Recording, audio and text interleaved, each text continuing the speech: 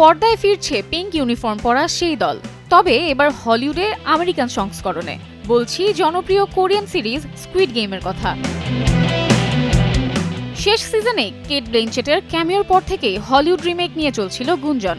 এই সংস্করণের পরিচালনা করবেন জনপ্রিয় হলিউড নির্মাতা ডেভিড ফিঞ্চার ও সিরিজের মূল নির্মাতা হোয়াং ডং হিউক থাকবেন প্রযোজক হিসেবে, যদিও তিনি এখনও এই প্রকল্প নিয়ে প্রকাশ্যে কিছু বলেননি। সূত্রে জানা গেছে স্কুইড গেম আমেরিকার শুটিং শুরু হবে 2026 সালের ফেব্রুয়ারিতে। আরও জানা গেছে সংস্করণ হলেও নতুন গল্পে নির্মিত হবে এই সিরিজটির সম্ভাব্য মুক্তি হতে পারে 2028 সালে। প্রসঙ্গত স্কুইড গেম 2021 সালে মুক্তির পর থেকে রেকর্ড ভেঙে দেওয়া জনপ্রিয়তা অর্জন করেছিল, তবে সিজন 2 ও 3 নিয়ে অনেক ভক্তই ছিলেন কিছুটা অসন্তোষ। Samiha Majumdar, star news.